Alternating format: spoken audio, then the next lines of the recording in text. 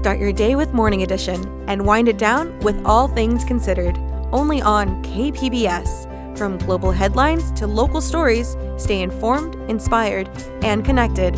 Tune in daily or listen anytime at kpbs.org.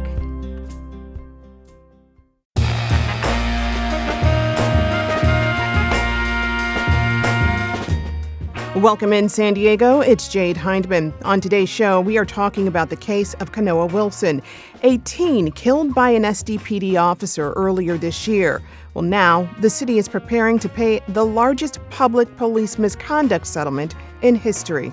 This is KPBS Midday Edition, connecting our communities through conversation.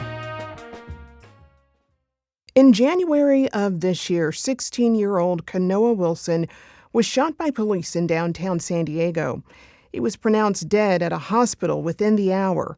Today, the San Diego City Council has agreed to pay $30 million to Konoa's family. Nicholas Rowley, the attorney for the family, describes Konoa as an innocent kid fleeing another gunman. And as he turns the corner, the police officer sees him, and without even having the time to perceive and react and say, police, he just pop, pop, shoots him. Well, the settlement is believed to be the highest public amount paid to a family after a police killing, higher than the $27 million paid to the family of George Floyd. Joining me with the details is Andrew Bowen, KPBS Metro reporter. Andrew, welcome. Hi, Jade. Thanks. I know that you just witnessed the city council meeting, but tell me, Konoa was only 16 when he was killed in January. How has his family described him?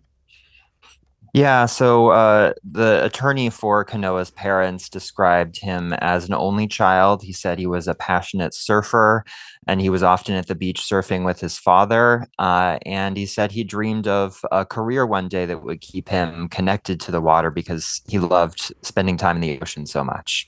And he was 16, but just a few days shy of his 17th birthday.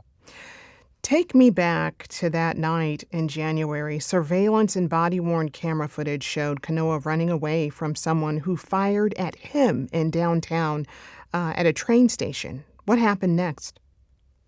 Yeah, so from the surveillance footage, we see Konoa standing on the trolley platform at Santa Fe Depot. There's a man standing a bit further down, and we see that man raise his arm, and you see a flash, which is explained as the flash from the gunshot. Konoa starts running away. He runs through the breezeway of Santa Fe Depot and comes out onto Kettner Boulevard. And then Officer Daniel Gold II is on Kettner. He's walking north, and he sees Konoa running out. And as Konoa starts to run across the street, Officer Gold fires at Konoa. The bullet hits him in the back. And then after he fires, he shouts, "San Diego police." You then briefly see Konoa falling to the ground. He's writhing in pain. You can hear him screaming. And as you said, he was pronounced dead in the hospital just 35 minutes later. He was running to get to safety. Where does the district attorney's investigation into the case stand? Well, the investigation is ongoing. We don't know how long it will take. But for some context, listeners may recall that California passed a law in 2019 that changed the standards for when police officers are allowed to use deadly force. Previous to this law, the standard was whether that deadly force was reasonable. And after the law, the standard was changed to necessary. So officers can use force only when necessary to defend against imminent threat of death or serious bodily injury to the officer themselves or to another person. So that's the standard by which the district attorney's office will be judging this case. Okay, and this happened back in January. Is the officer responsible still working right now? Officer Gold is still employed by the city. According to Transparent California, which is an organization that tracks public employee salaries, he earned more than $104,000 last year. A lot of that was overtime pay. And an SDPD spokesman told the New York Times that Officer Gold is on administrative duty and that the department will not make a decision on Officer Gold's future until the DA investigation is concluded. How did the city arrive at the $30 $30 million figure?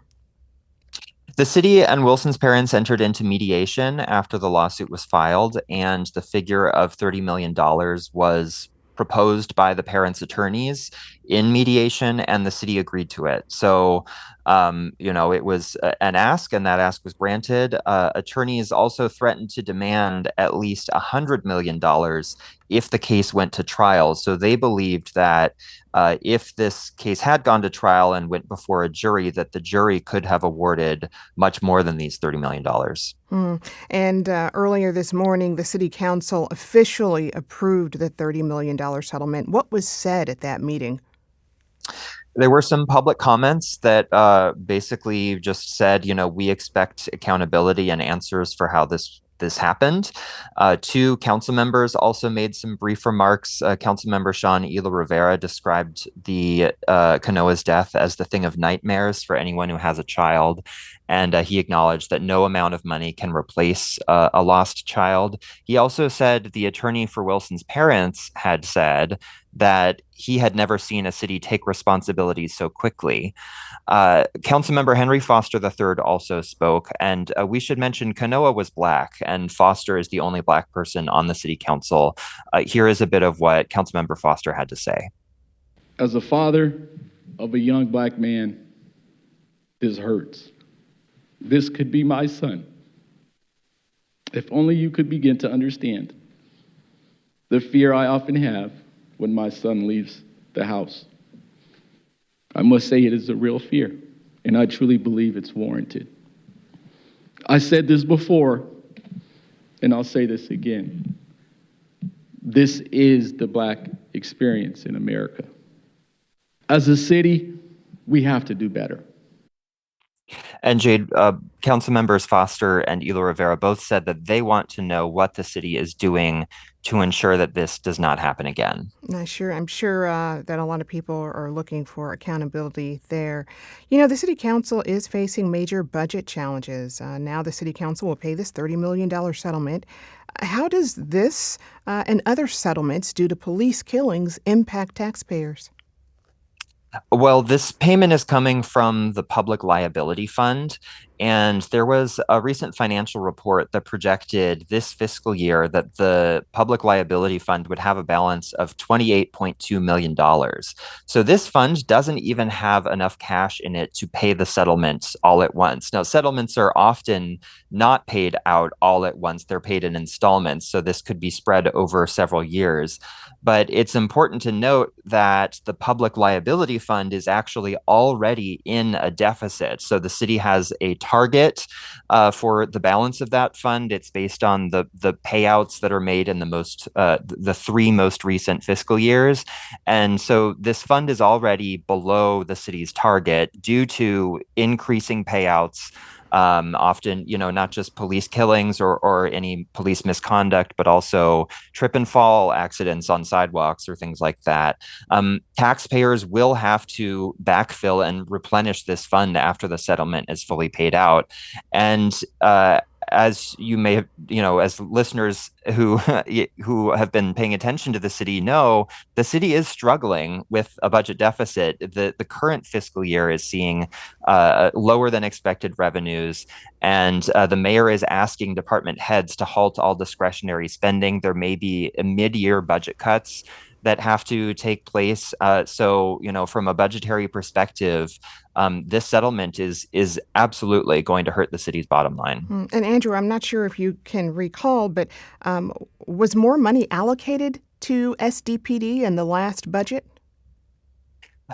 Typically, we see year-to-year increases to the police department budget. There are collective bargaining agreements that promise raises to the officers.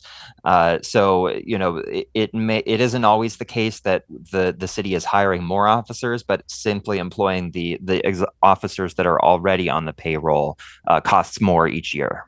All right, Andrew, I know you are very busy covering this. We're going to let you go. Thank you so much, though. Thank you, Jade. Now I want to bring in two experts to talk about the significance of this settlement from a police accountability standpoint. Joining me now is Sean Fields. He's a professor of law at Cal Western Law School who studies police legitimacy and reform. Professor, welcome. Thank you so much for having me.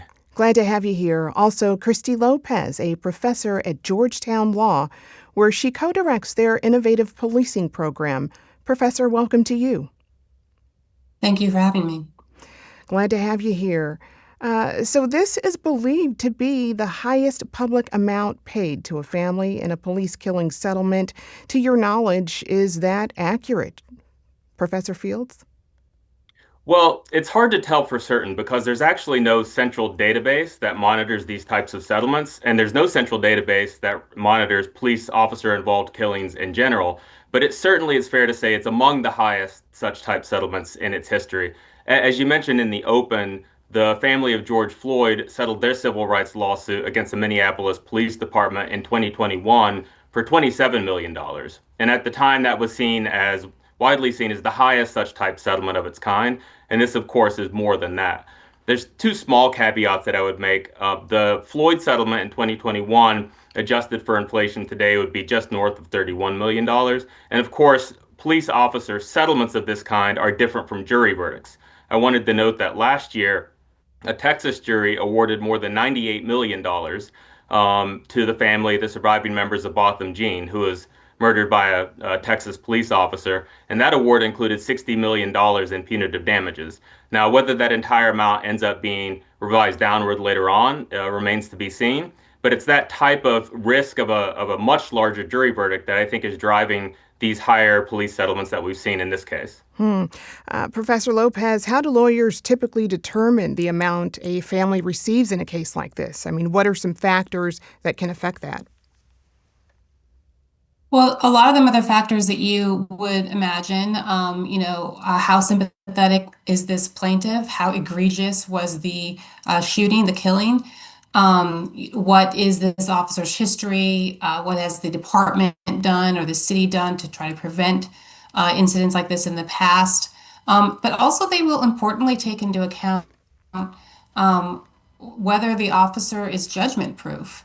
And they also may take into account how much money is it going to take to really send a message to the jurisdiction that it needs to change its practices moving forward. The law makes it very difficult for people to directly require or sue to require a police department to change the way it trains officers or hires officers or uses force.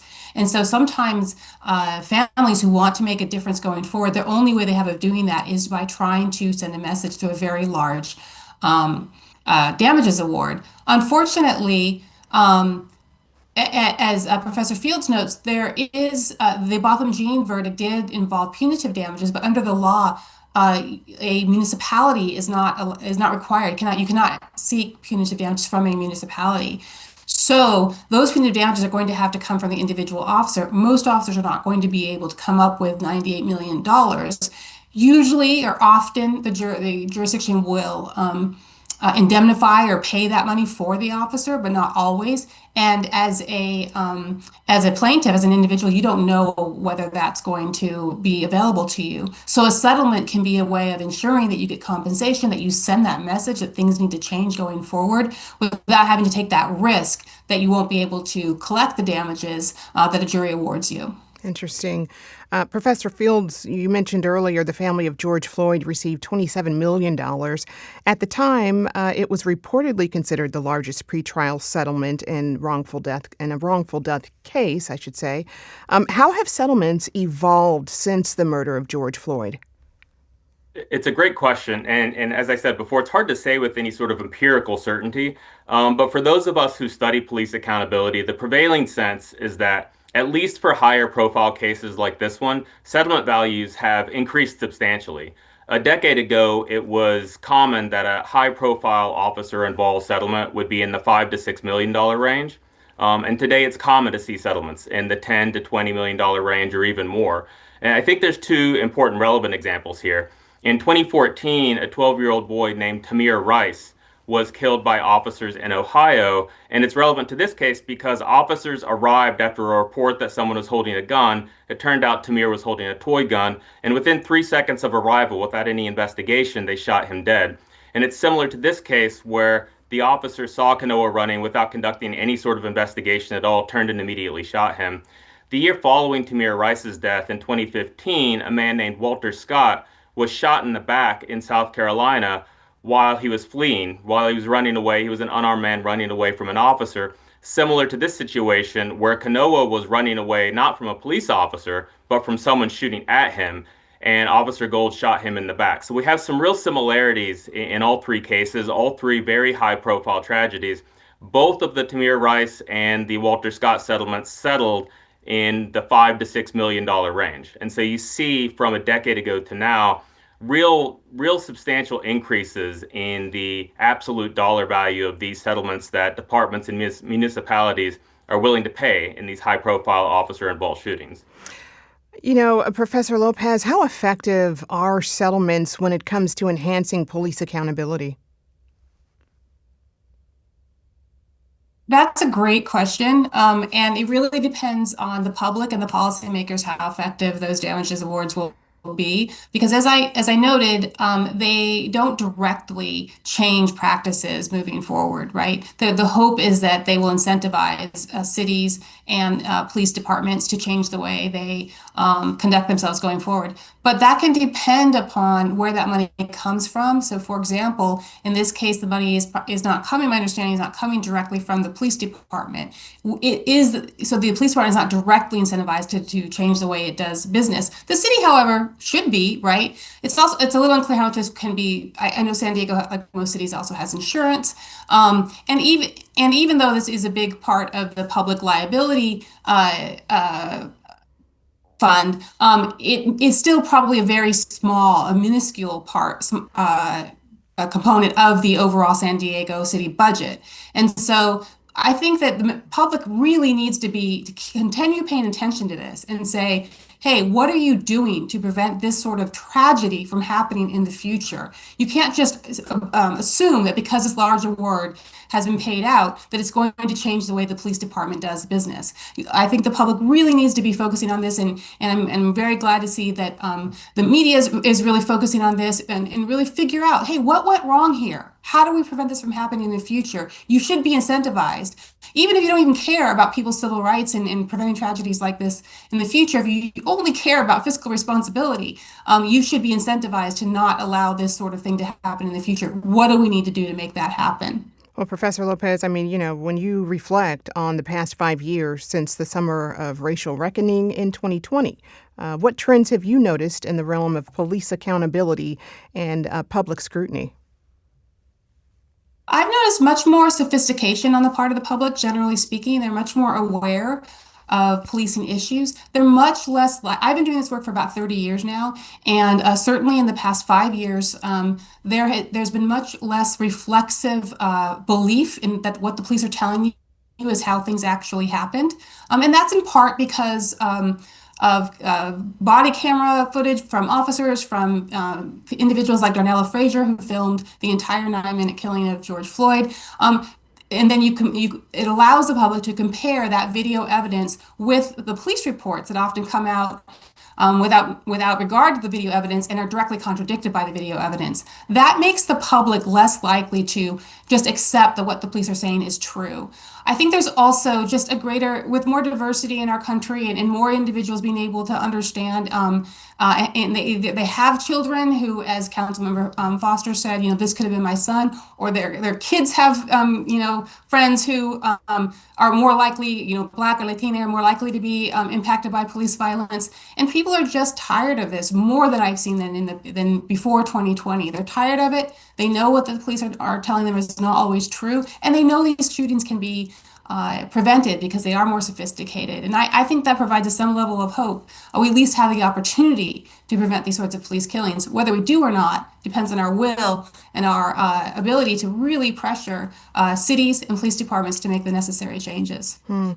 Professor Fields, anything to add to that? Yes, I think it's important to look at the trend in settlements over the last 5 years in this broader context. The last 5 years has been a really interesting time in the police reform space. After George Floyd's murder in 2020, there was really an unprecedented appetite for structural police reforms, the types of reforms that might reduce these types of unnecessary tragedies. But as you moved into 2021, the political focus shifted. A lot of the municipalities that had previously committed to reallocate funds or change training behaviors quietly reversed course on that. And of course, now the national appetite is such that it's politically unpalatable to really push for the sorts of structural police reforms that might be necessary to reduce these types of officer-involved shootings in the future. But the importance of looking at these high dollar value settlements and the trends towards greater accountability, at least civilly, shows that the public consciousness has not waned on this point. Professor Lopez is exactly right. There's greater public engagement on the issue of police accountability and police reform than there ever has been, and that hasn't changed even if the political winds of the last 5 years has. I mean, Professor Lopez, what must be done, you think, to prevent these wrongful killings by police in the first place, in San Diego and across the country? Well, different things are needed in different places. I will say, just to follow up on what Professor Field said, the greater engagement on preventing these sorts of incidents and structural police reform, we're seeing it everywhere, and that's because these sorts of killings are happening everywhere. Ferguson was in Missouri, Breonna Taylor was killed in Kentucky, and I've seen this across the country, regardless of political background. Everyone is more interested in stopping these sorts of killings. And the question, how you stop those, it depends on the particular jurisdiction to some extent, but generally speaking, we know a couple of things. We know that police do too much, and we can't expect them to do everything well. And so one of the things I think that we need to do is really have police focus on what they should be focusing on, which is intervening to prevent precipitous violence, and let other people take care of other things, like responding to people in mental health crisis, like doing the community building work, to sort of prevent these sorts of, beefs from percolating in the first place. Secondly, we really need to be paying close attention to who we're hiring. There's been a false narrative that we are in a hiring crisis with policing, and that's just not the case. We've seen policing has gone up, policing has gone down over the past 5 years, and homicides have gone down after the pandemic everywhere, regardless of whether policing there are more police or less police in a particular jurisdiction. What's important is to hire the right people to be police officers, and fewer right people being police officers is much better in terms of effectiveness of policing and safety for the public than just hiring more people, lowering standards, especially to hire more officers. So communities really need to be careful that they're not just looking at how many police they have, but what's the quality of police they have? How well are they being trained? How well are they being supervised? How stringent are their policies? And if you look and again, how those things are working will vary from place to place, but you really do need to be focused fundamentally on making sure that you're hiring the right people to do the right work. That is great insight. I've been speaking with Christy Lopez, a professor at Georgetown Law. Professor, thank you so very much. Thank you. And also Sean Fields. He's a professor of law at Cal Western Law School. Professor, thank you. Thank you so much for your focus on this important issue. Anytime.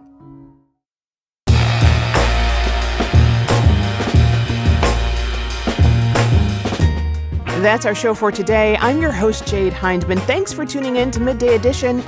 Be sure to have a great day on purpose, everyone.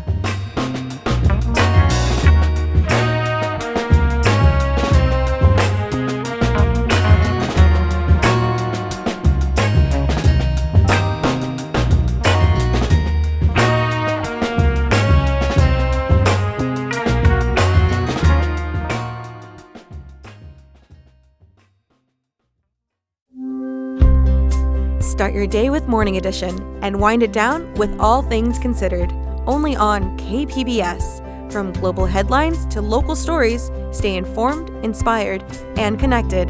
Tune in daily or listen anytime at kpbs.org.